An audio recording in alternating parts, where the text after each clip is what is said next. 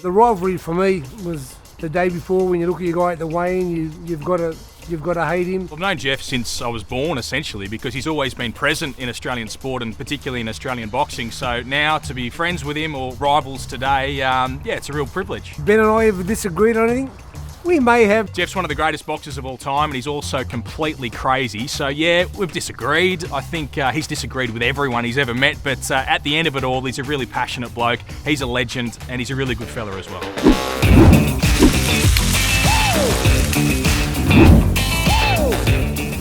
I'm Chris Danks of Sporting News Australia, and today for our final episode, we're uniting Jeff Fenech and Ben Damon around the flame, all thanks to BBQs Galore. Come on in, guys. Hey Chris, how are you, mate? Chris, Jeff, Ben, good to see you, mate. you two always. Boys, we're talking the greatest rivalries in boxing. Jeff, you're obviously no stranger to a war of words. How's he here as my rival? Although you've said a few bad things about me. Well, we'll get to it. We'll get through it. But everyone obviously knows probably the most famous rivalry for you with Azumah Nelson. Can you give us a bit of the backstory? They're friends too, though. Best of friends, I heard. Yeah, I'm not sure about a rivalry. Just we had our first fight, which out of 12 rounds, I can honestly say I think I won 10. Yep. And the judges gave it a draw. Zuma says he won, which is total bullcrap. For anybody to say that, if you've been in a fight and you come out like that, because in the last round I just about knocked him out anyway, but to say that he even thought he won was disappointing. Chris, the rivalry in that first fight in Las Vegas was between Jeff Fenech and the judges, really, and between Jeff Fenech and Don King. Jeff Fenech against Azumah Nelson won. That's the jewel in the crown of boxing rivalries. And everybody that I've ever spoken to throughout the whole world knows I won the first Azumah Nelson fight. And you know, one of the judges never judged again because he was so embarrassed by the card that he'd turned in that fight. Yeah, good fact.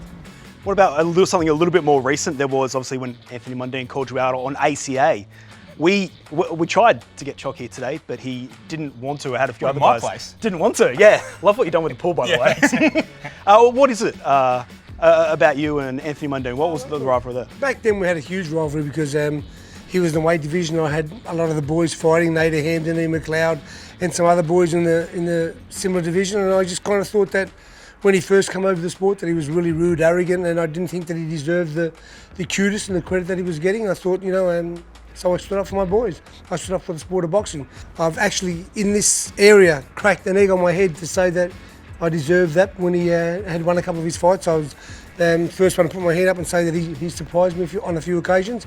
But also on a few occasions, I've been proven very right about him. And when he fought Jeff Horn and other fights, and even today, for him to even consider to still fight is a slur on the people around him, on the sport, because his days are well and truly over. What is it about boxing that seems that with rivalries, they tend to go past the fight? They have quite a long tail to them. Well, there's a lot of physicality in the sport, isn't there? So when you're getting in there against someone you obviously don't like already, if you're going to punch each other in the face, it's not going to go away, is it? You're going to leave the ring going, oh, I wouldn't mind doing that again, or I should have had that done to me a little bit less. But Jeff's had a lot of them. He had incredible rivalries through his boxing career and out of the ring as well. He's fallen foul of people and come back on side. But now we've gone back to thinking that Jeff Fenech is one of our true legends, and it's a great place for him to be. Guys, we talk about rivalries. Jeff, for you, who sticks out as like your top three?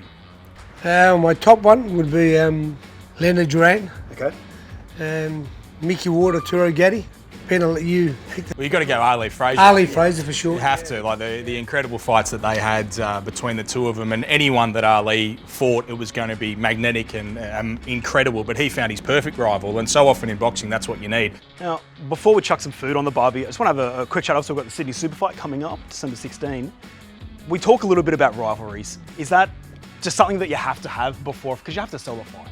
Between Paul Gallen and Mark Hunt, I think initially because they're friends, they're people who've been fans of each other through the course of their careers, it was a little bit manufactured, or at least it was meant to be, but now it's not. There's a real feeling of disrespect for Paul Gallen from some of the things that Mark Hunt has been saying. He's essentially treating it a little bit, Paul thinks, as a speed bump for him, as someone who's a lot lesser than him that he's going to walk through, and then he's going to have a few more fights. But Paul doesn't like being treated like that. He's gone into this boxing career as a footy player who boxes, but as he's gone on and on, he's got better and better, and now he's going to be a lot fitter in this fight. But Mark Hunt, he can punch, so he's going to have to weather that storm and get through it, and then try and get that respect out of Mark Hunt. The funniest thing, or the greatest thing about the sport of boxing, when that time comes, you can obviously really, really hate that guy that you're going to fight, For me, as soon as the bell rang, it was totally forgotten. It was like, it was joyous. Whether I won or lost, I just appreciated what I knew I went through. So if I went through it, I knew that he went through it, and I think that's what makes the sport of boxing so amazing. Alrighty, while we're waiting for that to warm up, Jeff, you're a well-connected man. You also saw Mike Tyson. He's now a non-vegan. You're going to be inviting him around for a barbecue anytime soon? If he was here, definitely so. We love the barbecue, and I love cooking. I mean, you look at this setup you've got here, it seems like it's perfectly set up for summer. What do you usually throw on the barbie when you're having people over? A variation, beautiful meats, and obviously chicken, but I like the sausages as well. Okay. What are we doing today? We're doing a bit of Portuguese chicken. Oh, okay. Yeah, very nice. Well, Jeff shouldn't get too close to the barbecue because his heart is made of pig after what happened last year, so could go up in flames. Oh, wait, there's nothing better than a bit of pig on the barbie. Exactly. We're almost there. So what we're going to do, we're going to get it up to about 260. Chuck it either side. I've already basted it, so it should be ready to go. Just give You it a basted quick it? check. I certainly did. What did you baste it in? So it was a mixture of, we had some chili, we had some lemon juice, Okay. had a bit of garlic in there, a bit of olive oil. Oh, you've been busy. Four horsemen of deliciousness. I'm looking forward to it. Great. Looking forward to it. All right, let's see what we got. Let's say it's Wednesday, it's super fight. You've controversially called in sick. Probably not going to go down too well. Who are you going to have?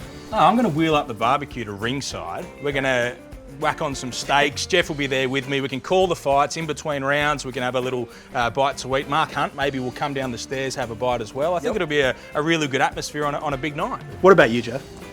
I don't know. Maybe we'll invite Danny Green and Chuck Mundine down to celebrate with us. And I think that'd be good fun. Get them all on opposite sides of the barbecue, but Jeff, Danny, Chock, I think it'll be a really, really good night. Who knows what might happen? There'll be a lot more arguing than eating, I think, Ben. It could be. Boys, I don't want to brag too much. I think I've timed this perfectly. Great thing about the Ziggy trip. So this is our 5th episode now. So I've had a little bit of experience with it. Holds its heat awesome. 7-year comprehensive warranty, starts first time, every time. Barbecues galore, the best. Mate, Portuguese chicken, it's coming up. Super excited. Boys, before we tuck in, just a quick thanks for joining us around the flame today. It's good to talk a little bit of fight game. Huge few months coming up. Absolute pleasure. We should do this more often. Certainly should. Next time I probably won't be cooking. Although I think I've done pretty well on the Portuguese chicken. Looks very good. I'm happy with it. Yeah. And of course, thank you to BBQs Galore. Now you're cooking. I'll drink the barbecues galore.